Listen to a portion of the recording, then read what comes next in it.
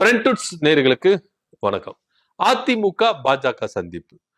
EPS வீட்ல நயினார் நாகேந்திரன் போய் சந்தித்து வந்திருக்கிறாரு. இந்த சந்திப்புக்கு பின்னாடி நிறைய விஷயங்கள் பேசப்பட்டது அப்படின்ற தகவல் வந்திருக்கு. அமித்ஷா அவர்கள் தமிழ்நாட்டுக்கு பயணமா திருச்சிக்கு வந்தாரு. திருச்சியில கூட போய் பார்க்கிறதுக்கு எடப்பாடி பழனிசாமிக்கு டைம் இல்லை. ஆனா டெல்லிக்கு போயிட்டு என்ன பண்ணிருக்காரு, சந்திச்சுட்டு வந்திருக்கிறாரு. அந்த கையோட இங்க இருக்கிற மாநில தலைவர் என்ன பண்றாரு, எடப்பாடி பழனிசாமி வீட்டுல போய் சந்திச்சிருக்காரு. என்ன சந்திப்பு நடந்தது, இந்த சந்திப்புக்கு பின்னாடி என்ன இருக்குது அப்படின்னு பார்த்தோம்னா, பெருசாலாம் ஒன்னும் சொல்லல. நயினார் நாகேந்திரன் என்ன சொல்றாரு அப்படின்னு பாத்தீங்கன்னா, ஏங்க மோடி வரப்போறாரு, அதை பத்தி நாங்க டிஸ்கஷன் பண்ணோம். ஏன்னா தேசிய ஜனநாயக கூட்டணியில அவங்க இருக்கிறாங்க, நாங்களும் இருக்கிறோம். தேசிய ஜனநாயக கூட்டணி கட்சி தலைவர்கள் எல்லாரையும் ஒரே மேடையில நிக்க வச்சு, ஐயா மோடி தலைமையில நாங்க பிரச்சாரங்கள் மேற்கொள்ள போறோம், அதை பத்தி தாங்க விவாதிச்சோம் அப்படின்னு சொன்னோம். சார் தொகுதி பங்கீடை பத்தி எதனா பேசுனீங்களா? நிச்சயமா பேசியிருக்கோம் சார், வெயிட் பண்ணுங்க, நாங்க கூடிய விரைவில் சொல்றோம் அப்படின்னு சொல்லிட்டு கிளம்பிட்டாரு. ஆனா இங்க ஒரு பெரிய ட்விஸ்ட் இருக்கு.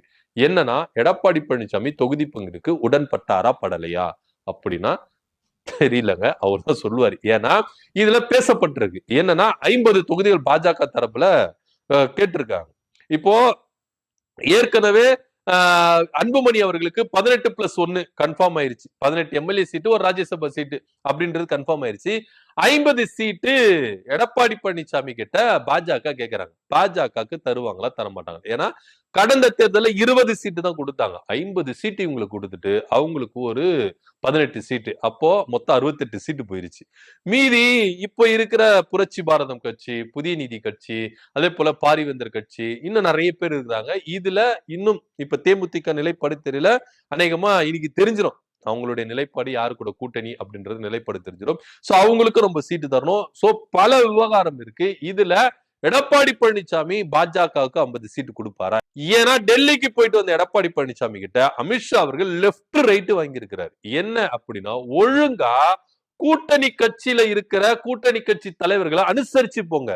சின்ன கட்சியோ பெரிய கட்சியோ நமக்கு வாக்குதான் முக்கியம். ஏன்னா ஒருங்கிணைந்த பலத்தோடு நின்னாதான் திமுகவை எதிர்க்க முடியும். சிதறி கடந்தா எதிர்க்க முடியாது. ஆகையினால நீங்க என்ன பண்ணுங்க, சின்ன கட்சியோ பெரிய கட்சியோ கூட்டணிக்குள்ள வரும்போது அவங்கள அனுசரிச்சு போகணும் அப்படின்னு ரொம்ப தெள்ள தெளிவா சொல்லி இருக்கிறார்.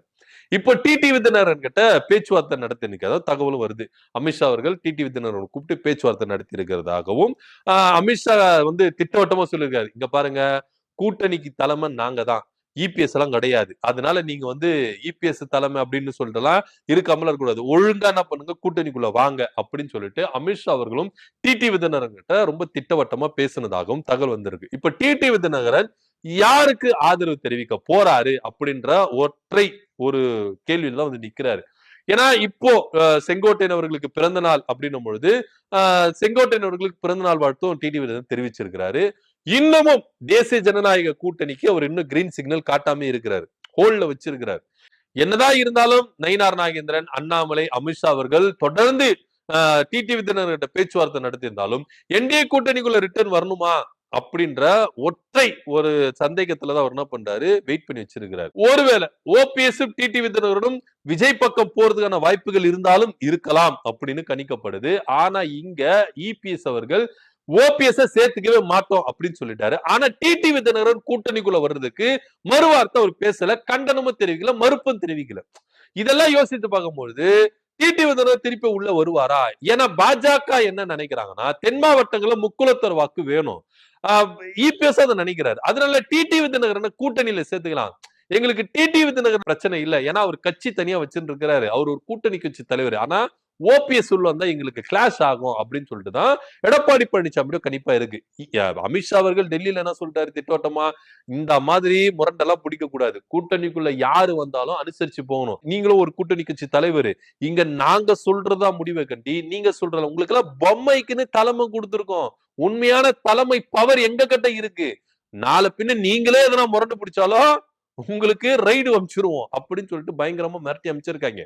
சோ அப்படி இருக்கும் பொழுதுதான் இபிஎஸ் நிச்சயமா தினகரனையோ அதே போல ஓபிஎஸ் ஐயாவையோ என்ன பண்ணுவாரு, சேர்த்துப்பாரு, அனுசரிச்சு போவாரு அப்படின்றது எந்த வித மாற்று கருத்து இல்ல. இப்ப அன்புமணி எடப்பாடி பழனிசாமி இந்த சேர்ந்தாங்கல்ல, இவங்களுக்கே நிறைய முரண்பாடு இருக்கு.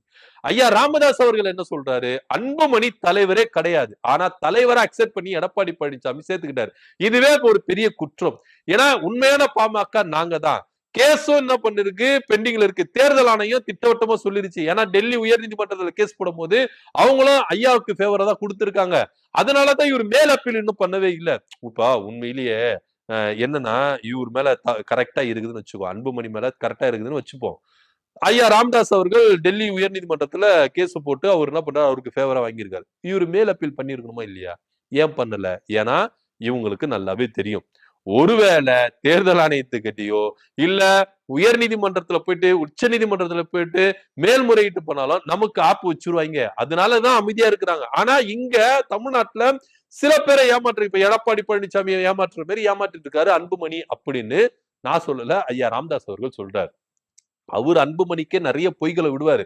அதுல ஒரு பொய் அவுத்து விட்டுருக்கிறாரு. அதை நம்பிதான் எடப்பாடி பழனிசாமி கூட்டணியில சேர்த்திருக்கிறாரு. உண்மையான பாமக யாருன்னு நாங்க யாரு கூட கூட்டணி வைக்கிறோமோ அந்த கட்சி வெற்றி அடைஞ்சு அந்த கூட்டணி வெற்றி அடைஞ்சு ஆட்சி அமைக்கும் பொழுது எடப்பாடி பழனிசாமி தெரிஞ்சுப்பாரு அப்படின்னு ஐயா ராமதாஸ் அவர்கள் திட்டவட்டமா சொல்லிட்டாரு. சோ அன்புமணி அவர்கள் ஏமாத்துறாரு, எடப்பாடி பழனிசாமி ஏமாத்தி இருக்கிறாரு அப்படின்னு சொல்ல.